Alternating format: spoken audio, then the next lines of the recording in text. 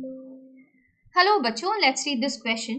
When the PCO2 is blank and PO2 is blank as in alveoli, blank of CO2 from carbaminohemoglobin takes place. कार्बामिनोहीमोग्लोबिन हम कब कहते हैं? जब carbon dioxide और haemoglobin मिलकर complex बनाते हैं, ठीक है, तो उसको हम कार्बामिनोहीमोग्लोबिन कह देते हैं। अब एल्वियोलाई में अगर हम देखें, एल्वियोलाई के अंदर पार्शियल प्रेशर ऑफ ऑक्सीजन कितना है? 104 mmHg, ठीक है। कार्बन डाइऑक्साइड का पार्शियल प्रेशर कितना है? 40 mmHg। यहां पर हम कैपिलरी दिखा देते हैं ना, ऐसे करके कैपिलरी दिखा देते हैं, और इधर दिखाते हैं हम पल्मोनरी आर्टरी जो डीऑक्सीजनेटेड ब्लड कैरी कर रही है। इधर हम दिखा देते हैं ऐसे, ये दिखा दिया हमने पल्मोनरी वेन जो ऑक्सीजनेटेड ब्लड कैरी कर रही है। अगर हम डीऑक्सीजनेटेड ब्लड में PCO2 देखें, PCO2 कितना होता है यहाँ पर? 45 mmHg, और PO2 कितना होता है यहाँ पर? 40 mmHg, ठीक है। अब यहाँ पर हम देखें ऑक्सीजनेटेड ब्लड में, ऑक्सीजनेटेड ब्लड में PCO2 होता है आपका 40 mmHg और यहाँ PO2 होता है आपका 95 mmHg, ठीक है। अब आप देख रहे हैं पार्शियल प्रेशर यहाँ पर किसका ज्यादा है? ऑक्सीजन का ज्यादा है। अगर हम दोनों में कंपेयर करें कार्बन डाइऑक्साइड और ऑक्सीजन, तो ऑक्सीजन का पार्शियल प्रेशर ज्यादा है। तो आप जानते हैं हीमोग्लोबिन की एफिनिटी किसके साथ बाइंड होने की है? जिसका पार्शियल प्रेशर ज्यादा है। जब हम कार्बन डाइऑक्साइड और ऑक्सीजन की बात करते हैं, कार्बन मोनोऑक्साइड की बात नहीं कर रहे हैं यहाँ पर, ठीक है।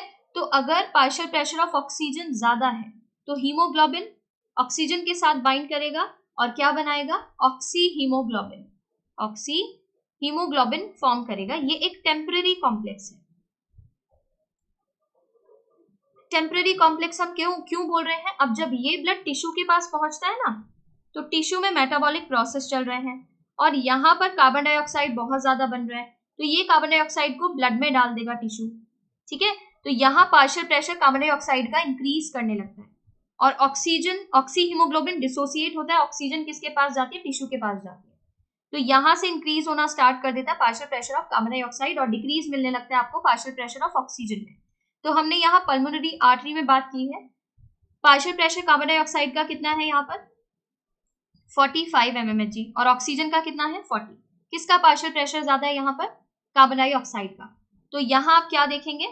यहाँ पर वो कॉम्प्लेक्स यही बन गया है, टिश्यू लेवल पर ही बन चुका है, बट यहाँ मैं आपको पल्मोनरी आर्टरी में बता रही हूँ क्योंकि यहाँ पर टिश्यू ने कार्बन डाइऑक्साइड डालना शुरू कर दिया था ना ब्लड में, और ब्लड में जो ऑक्सी हीमोग्लोबिन था वो ब्रेक हुआ, ऑक्सीजन किसको मिली? टिश्यू को, ठीक है। क्योंकि यहाँ पर पार्शियल प्रेशर अगर CO2 का ज्यादा है तो हीमोग्लोबिन की एफिनिटी किससे बाइंड होने की हो जाती है? कार्बन डाइऑक्साइड से, और ये क्या बनाता है? कार्बामिनो हीमोग्लोबिन,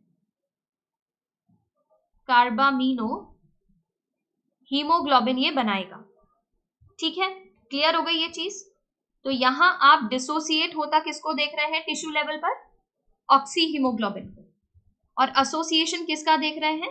कार्बामिनो हीमोग्लोबिन का। किस लेवल पर? टिश्यू लेवल पर एसोसिएशन मिल रहा है। बट हमसे एल्वियोलाई लेवल पर पूछा है ना, when the PCO2 is blank and PO2 is blank as in the alveoli, blank of CO2 from carbaminohemoglobin takes place। तो एल्वियोलाई लेवल पर अगर आप देखें, यहाँ पर पार्शियल प्रेशर पल्मोनरी आर्टरी में और यहाँ से आ रहे ब्लड में किसका ज्यादा है? कार्बन डाइऑक्साइड का ज्यादा है। समझ पा रहे हैं आप? ये जो ब्लड आ रहा है, पल्मोनरी आर्टरी जो ब्लड लेकर आ रही है, उसमें किसका पार्शियल प्रेशर आपको ज्यादा मिल रहा है? ये देखो ना, ये ब्लड आ रहा है, पार्शियल प्रेशर कार्बन डाइऑक्साइड का ज्यादा है, पल्मोनरी आर्टरी जो ब्लड लेकर आ रही है यहाँ पर, ठीक है। और यहाँ एल्वियोलाई में पार्शियल प्रेशर कार्बन डाइऑक्साइड का इसके कंपैरिजन में कैसा है? कम है। तो एयर कहाँ से कहाँ मूव करती है? ये कार्बन डाइऑक्साइड कहाँ से कहाँ मूव करती है? कैपिलरी से एल्वियोलाई की तरफ, क्योंकि यहाँ इसका पार्शियल प्रेशर ज्यादा है, एल्वियोलाई में कम है। तो यहाँ आपको डिसोसिएशन देखने के लिए मिलेगा, ठीक है। यहाँ पर आपको ये डिसोसिएट होता नजर आएगा क्योंकि बाहर से ऑक्सीजन डिफ्यूज होना स्टार्ट हो जाती है, डिफ्यूज इन होना स्टार्ट हो जाती है। तो धीरे धीरे आपको इंक्रीज किस में मिलता है? पार्शियल प्रेशर ऑफ ऑक्सीजन में इंक्रीज मिलता है, और डिक्रीज किस में मिल रहा है? PCO2 में डिक्रीज मिल रहा है, जो यहाँ तक पहुंचते पहुंचते कितना हो जाता है? PO2 हो जाता है 95, PCO2 हो जाता है 40। क्लियर है ये चीज? अब देखिए, when the PCO2 is high और low, low, and PO2 is high as in alveoli, alveoli में देखिए PCO2 लो है, PO2 हाई है। Blank of CO2 from carbamino haemoglobin takes place, तो कार्बामिनो हीमोग्लोबिन कॉम्प्लेक्स जो आपके ब्लड में बना हुआ है, ठीक है, वो क्या होगा, डिसोसिएट होगा। वो डिसोसिएट होगा तभी तो आप क्या देखेंगे, ऑक्सीजन का पार्शियल प्रेशर इंक्रीज हो रहा है, PCO2 का उसके कंपैरिजन में कम हो रहा है पार्शियल प्रेशर, तो ऑक्सीजन क्या कर जाती है, हीमोग्लोबिन के साथ बाइंड कर जाती है, या हम ये कह सकते हैं हीमोग्लोबिन की एफिनिटी ऑक्सीजन के लिए बढ़ जाती है क्योंकि उसका पार्शियल प्रेशर इंक्रीज हो रहा है।